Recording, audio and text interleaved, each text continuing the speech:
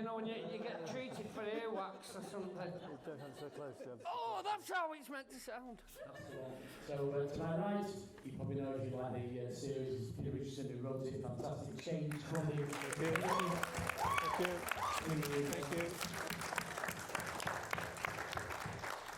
And to my left is one of the Northwest finest from St Helens, Johnny Davis.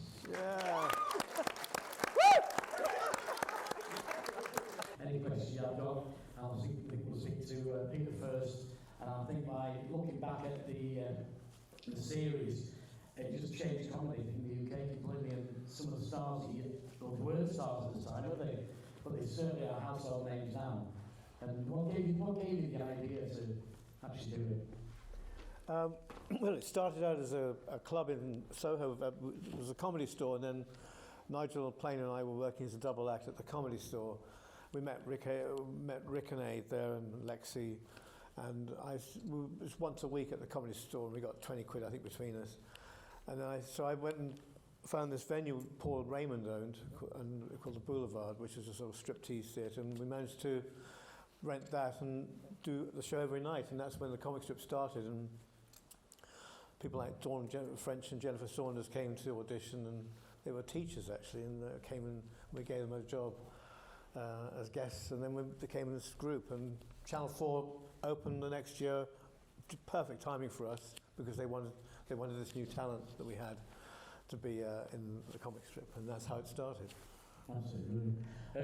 Obviously, the people that the household names now, they weren't at the time. And you said you found a lot of the comedy store, people like Nigel Planer, 28 episodes, you know, Robbie Coltrane, fantastic actor. We also have Aid Edmondson. Jennifer Saunders did 30 episodes. Do you realise that, Peter? All 30 episodes, Jennifer. Right. Yes, she did the whole lot. Dawn French, Keith Allen, Stephen O'Connell, to mention a few. And so we just watched two, I think, of the best episodes that one could have after we've done this Q&A. And Johnny. Then Johnny, fantastic. We're so lucky to get Johnny. Thank you. Great part there. Oh, yeah, do you know what? And it's mad watching it back, because it was, as a project, I think it's great that you could actually send up such a serious Why did we do topic. No, it was genuinely, I was a victim of phone tapping myself, so it's that thing. It really almost like, I mean, the biggest stretch was, how do I play a heavy drinker? You worked at it. You really worked at it. I had to go full out method on this. Better get down the pub before the casting. No, it's ridiculously good fun. But I think it's like, you know, when you're up in Edinburgh and they go, there's a gig late and live, and you've not died at late and live, you're essentially not a stand-up. And I think joining the ranks of this, when you can say, right, you've been, do you know what I mean? Yeah.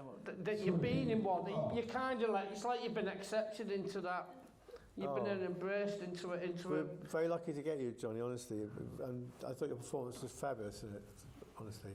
I think you just bought that suit off the peg. I was the only one that fitted it. It did seem a lot more serious watching it again on the big screen. I thought, this is quite serious, isn't it? I mean, is it funny? You know, no, it is. That's the thing. Is going. I'm sitting there laughing about something that was quite at the time. You know, when you're going through it, I had not many people. When I was in the courts and we were in my.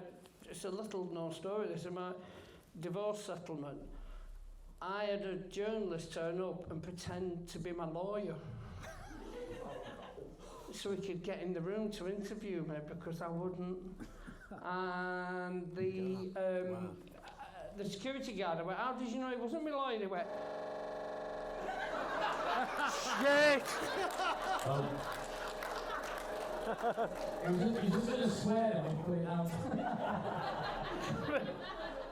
Murdoch's head is going to appear behind us now. Do not speak ill of the mighty Oz. Jesus. That is freaky. What was that? There's a sense. I said, how did you know he wasn't my live? He went, I can spot a clip-on tie a fucking mile off. Pardon me French. Right, so now we all know we're being booked together. So in a weird way, with the tapping, we're in a safe place. You want to get it out now. No, but it was, you know, it's that thing to go, in the classic thing of comedy, what Peter does so well is going, if we don't laugh at it, it can ruin you, can't it? Yeah. Like when you did Strike was phenomenal, and I remember that, and I think Comic Strip Presents growing up was like, you're looking for your own Python, aren't you? Your own Monty Python, and that's what Comic Strip Presents did. It brought something where you're going, maybe my mum and dad might not get it, but I get it, you know what I mean? It's like it was made for us, and I'm going to shut up now. No, thank you. But what happened to Red Top when it came out? I mean, Gold were actually the ones who, BBC said that they commissioned it. They said, no, we don't want it actually. We don't want to do anything about phone hacking. This is what happened. So Gold said, yeah, we'll do it. And they loved the script. And then we made the film. They were so scared of it, about Murdoch and his connection with Sky, that they sort of virtually buried the film. It's mad. My biggest surprise when it came out, without getting too serious, was that people acted surprised. Do you know what I mean? About the tapping, it was like really, but you're going, because they had something on everyone. Nobody was pushing to actually investigate it. Really, that's how it felt when you're in the middle of it. Right. I was told I'd been to the Priory, and you're going, like I'd pay for the Priory. Just got my aunties and get it nailed the door shut like .com. Going back to it, looking at it, obviously now, looking back, there's more standard nowadays, you want to write a new one about what's going on, but looking back at that one, did the hierarchy try and stop you doing it before releasing? Because there's a lot of people there who really take up it, it's brilliant. And I think looking at that, when that accident, before that happened, and going back, and Johnny's right, when Monty Python first came out, my mum was like, what the hell is this? You know, I think a lot of old people with this series would have been the same. But did you get any stick off the hierarchy about sending up and all? No, as I said, I think they suddenly realised when we filmed it that they were worried about it. I think they were worried about the comeback from Murdoch, I think, that's why I think they were very scared of it. But I think everybody, considering that, if it's a show they were nervous to make, the kind of cast you managed to pull together, and there's possibly people who are in the eye of the storm going, actually, this needs to be told. But what's brilliant with that is it's all there as it happened, but it doesn't lecture. How do you get the message across of just how blatant it was? Because if you start lecturing folk, they switch off. Where if you make it as a comedy, you're going to watch it and go, it's funny, but it's true. It's supposed to be a thriller, not a comedy, really. I don't know why you were laughing. Just on a side note. I didn't, I just had a flashback to the wig. Give me PTSD. Did anybody spot a very young James Buckley in there? And if you can find leave between us? Yes. Anybody spot him? Yeah? I did. Don't, because we've got a bet going on with this, haven't we? Oh, £1,000 bet, isn't it? The Buckley bet, yeah. I remember sitting outside a pub with Buckley, and he reckons we were never in that region of the Cotswolds. So I'm going, right, if I lose the bet, I'll go into a nursing home. Well, I'm in a And care if I home win the already, bet, you owe me $1,000 and a massive apology. so this is ongoing. This is Yeah. We're getting lawyers involved. And It's like a fight promotion, isn't it? You want some of this? You want me? pub in Cotswold, you're joking. Mike Tyson, not bad last night. Well, he did bite a chunk out my ear. Sure, it's not my fault. I was like, oh. Yes, if you understood James Buckley, who you mentioned then, he was, of course, in the In-Betweeners. If you see the In-Betweeners, he's so good in that. Yeah. I think he's absolutely brilliant in that. You know what, I actually got a thing of going, I said, you know, your nieces and nephews? Yeah. And they're a bit like, oh, he does stuff on telly and the bored with you. And when somebody went, was it an In-Betweeners movie where they went, she sounds like Johnny Vegas. I instantly got a bit of cashier from that. I was cool to my nephew. He was like, hey, you got a name checked?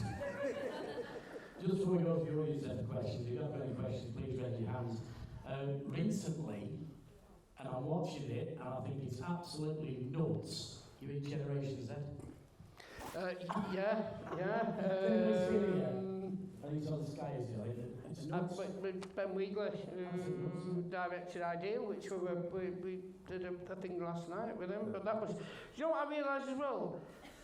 With that, he's like, well, I don't think people realise what goes into making looking some period. And you know when you do the shots where it's obviously, it's like what Tarantino does, where they're on a static bike or in a static car. Yeah. And there's that, which I think is done wonderfully, when they're driving around London. Oh, right. And you've used stock You have stock, yeah, film, but you go, that background, yeah.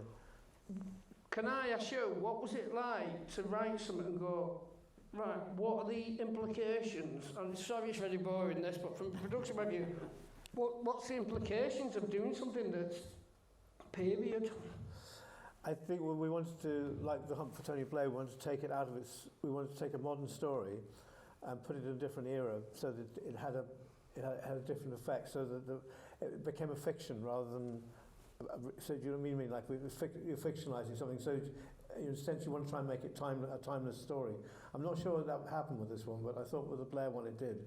It didn't matter if these characters were long gone. It's a story that belongs in that time. I'm not explaining it that well, but the period thing was like, I will tell you, it was Watergate, really. It was the Watergate thing. And it's Carl Bernstein saying that, you know, the phone hacking was very similar to it was a caption we used at the front. Yeah. And the other thing about the 70s was Rebecca's hair. And I just saw that hair and I thought of Boogie Nights, you know, with the roller skates thing. That reminded me of that. And that's why we put on roller skates, was because of Boogie Nights, really. Yeah. And I thought Rebecca belonged in Boogie Nights, and so we made it Boogie Nights. Can I just say, by the way, from a DJ's point of view, I think the music in that was amazing. Oh, well, The songs you chose for it were fantastic. all 70s disco stuff. Alright, so this is to both of you. So I'm an aspiring actor, well, saying that, but I want to study forensic linguistics in university. But in case I do want to, become an actor in the future, what would be your advice for me as someone who's studying theatre studies at A level? Just start get into productions. I mean, you know, go and join amateur things. I think just start getting used to being an actor. Just do it, really. Yeah. Yeah, it's an hard one for me to answer, but it's a bit like, I remember my son saying, I might go on X Factor, and it was like, over my dead body. If you want to get into music, and if you're going to get into music, go and do a gig for 8 people. Yeah. And if you want to go back and do it again, you'll know that you've got a love for it. And it's very hard to get traction with acting, but I came from a stand-up route, so I sort of bypassed that particular bit of doing drama. But I think it's entirely that. I think it's like find a local drama group, find something, work with them and do it. And you'll know That's if what I it's, did, yeah, I did that. Yeah. For you or not, don't you? I did some amateur work, yeah. It's like Because going for castings can be soul destroying, and it doesn't mean that you can't act. It just means, you know what I mean? It's a very particular. I don't know if you've had this where I've cast. Oh, Murdoch's back! Murdoch's back!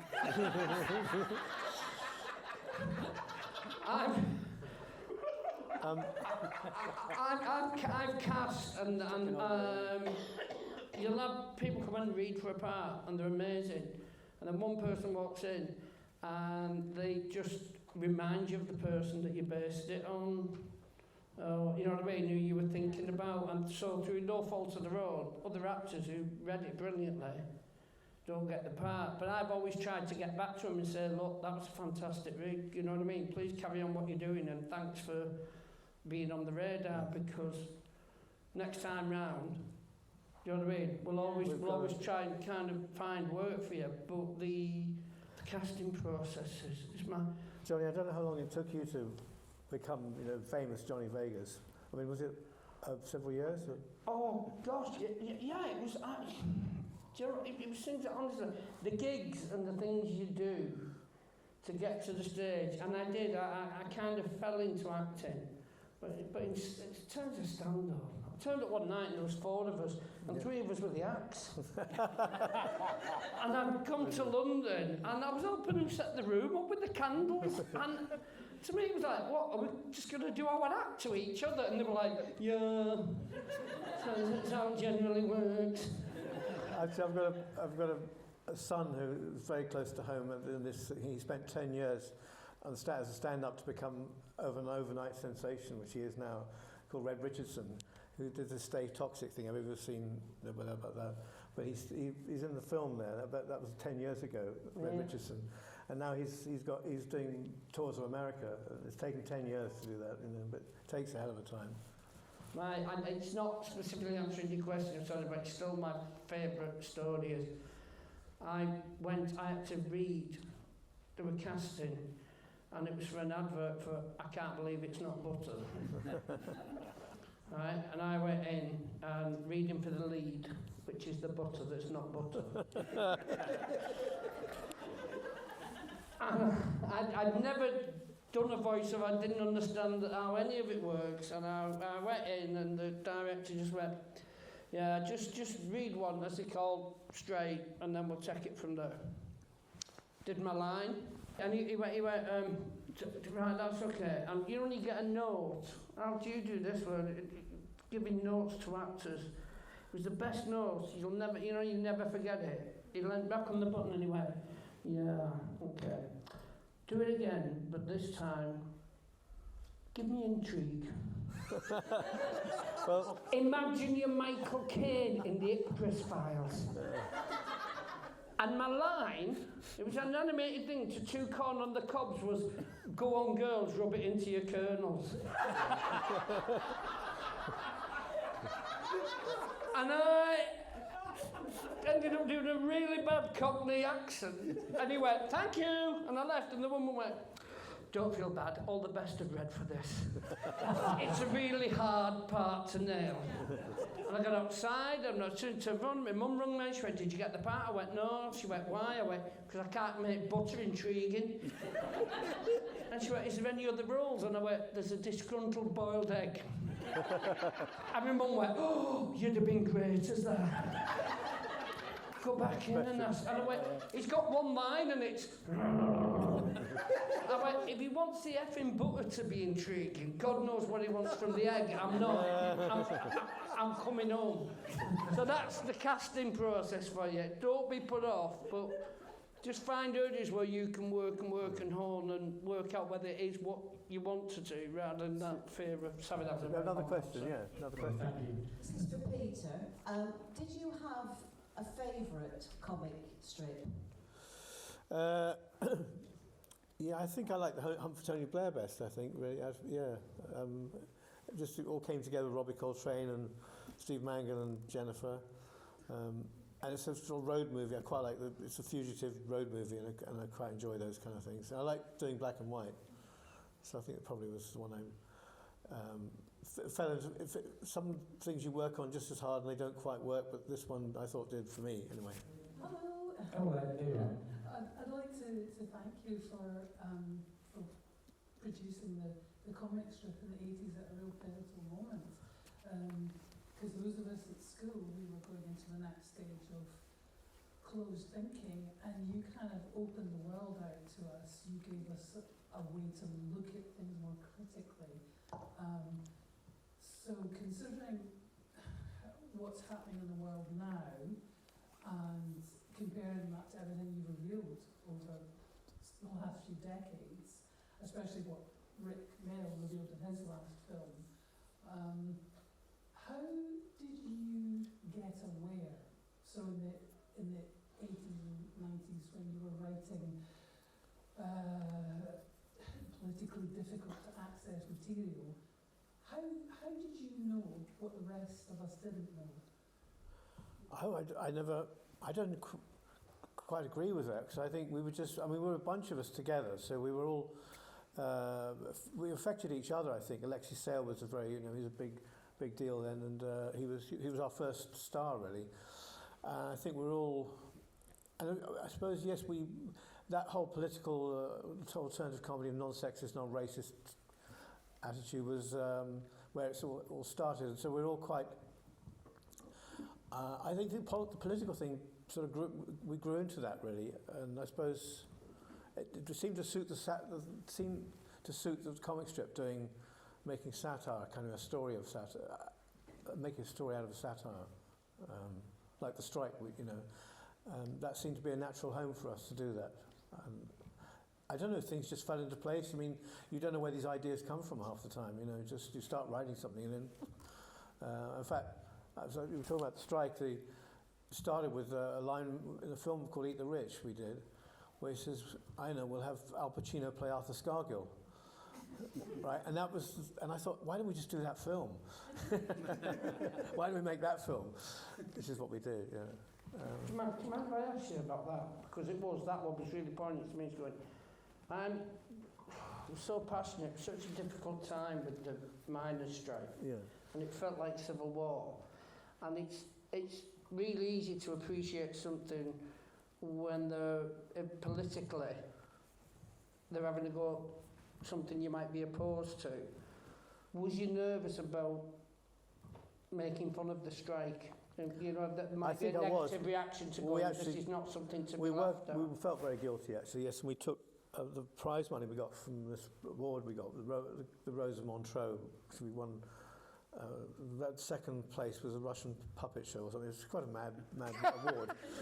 But we got this, and it was a £5,000 cheque, and we took it to Arthur Scargill in Sheffield to sort of bribe our way back into their favour, Oh, right. And so yes, we sort of presented to him, and then I think a few years later I heard he got done for doing his flat up in London or something. And I thought we might have paid for a new bathroom.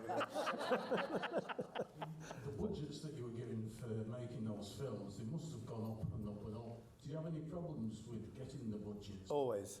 Yeah. I mean, satisfied with your return? Well, the trouble is, comedy is generally not treated as something, obviously not treated as something serious, and we were really the same as a drama. We had the same costs as a drama, but we were trying to be funny as well. But if you're comedy, they don't want to give you the money because they don't see, the money. You don't need money to make people laugh, which is true. But we were making films, and we were making one-off films, and so yes, we were making one film for X amount, and then the next one would be very, very little money to make it. So we're balancing them out between the films. Which is why we did a documentary for Bad News, because it was very cheap to do, sort of thing. So when Channel 4 took us on and realised what we wanted to do, we wanted to be like Ealing Films, really. I saw us as being a repertory of actors, because I knew that most of these people we had could do anything. They didn't have to play one character in a sitcom forever. They could actually do many different parts. French and Saunders and Rick and everybody. They were so good at being funny in different roles. And so what I think Jeremy Isaacs, who ran Channel 4, I think he raided the drama department to get us some money. That was what happened, because they didn't have the money for a comedy that way. And so we were always fighting that all the time. It was never that easy, really.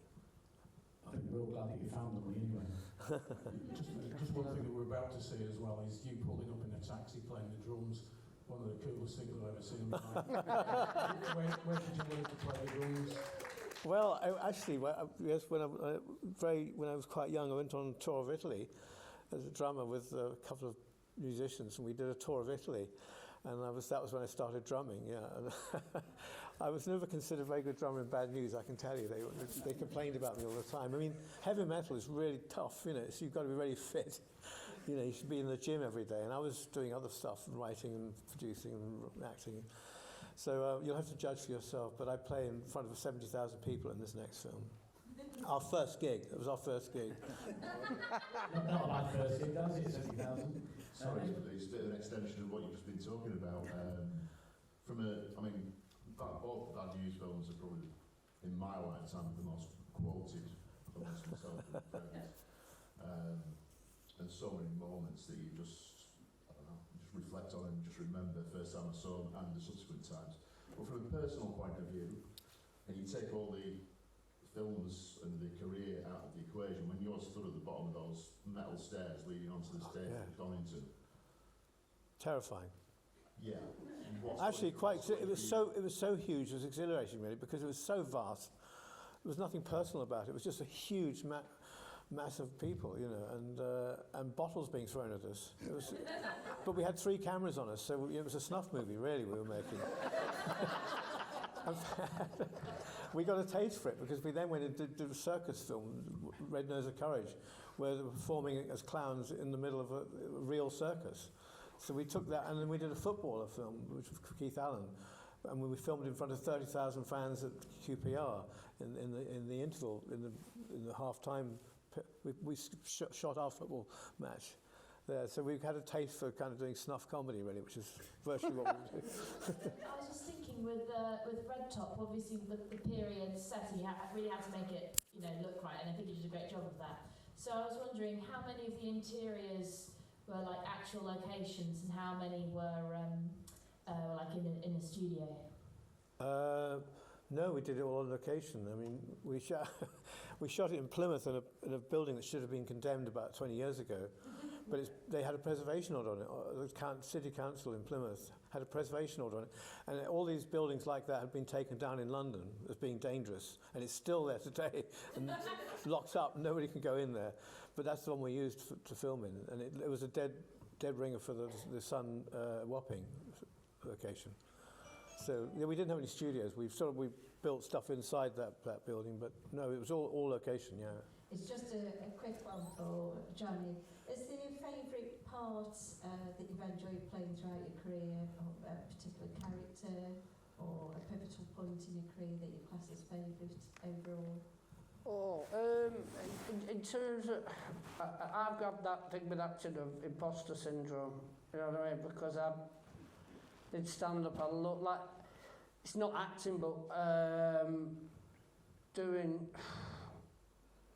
working with Vic and Bob and working with Paul on Happiness, that was me.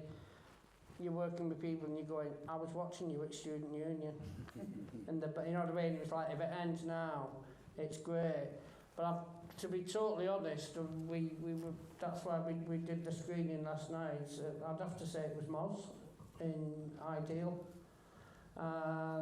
It's something I'm really, really passionate about. We've been pushing for it. We've finally got it onto iPlayer because it's been treated like it didn't exist. You know what I mean? With a cousin that nobody talks about.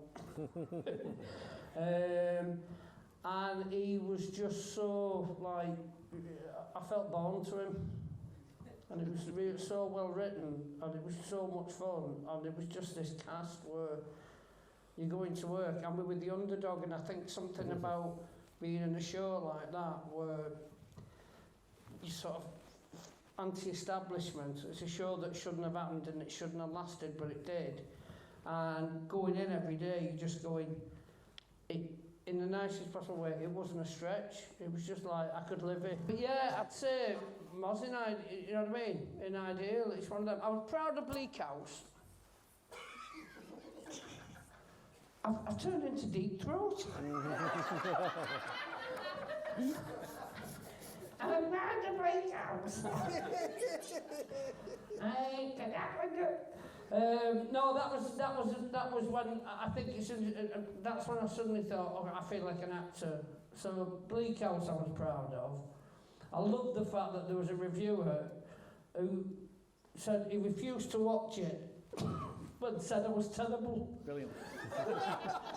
But he actually wrote that he wasn't going to watch it because of it. I was too young to play Crook. So that I'm proud of, but Moz was the role that I missed playing him. I missed it, and it left a big kind of hole in my life when we stopped, when Ideal was cut, so I'd have to say them two. Yeah. Oh, we put your hands together. I'm so needy, one of you could have asked what my PIN number was and I would have given it. Thank you very much for coming. Peter and Johnny. Thank you.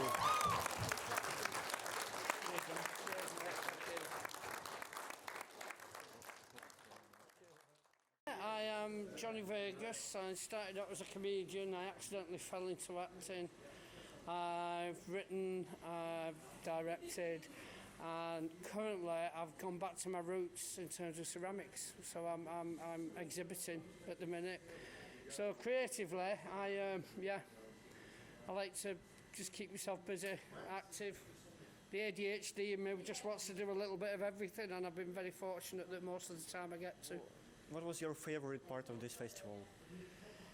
I just think realising that there are people out there, when you've worked on shows, I think it's meeting the people who've really taken it to the hearts, you know what I mean? And it's become part of realising you're part of their lifestyle, their lives, and that you can look back and enjoy it, celebrate it with them, answer any questions they've got. I think it's really important that if you just want to be on telly but you don't want to have that involvement with the fans, then you've missed the whole point. It's good to be grateful, you know what I mean? I'm glad to be doing the job I do, and so yeah, it's just nice to kind of give back, meet them. It's not about your ego, but it's just about going, oh wow, I'm glad that really spoke to you when you've done a piece of work or a comedy or anything. Thank you very much. Absolute pleasure. I enjoyed films as well, and thank you so much. Oh great, no thank you. It's a pleasure talking to you. Yep. Cheers mate. Thank you.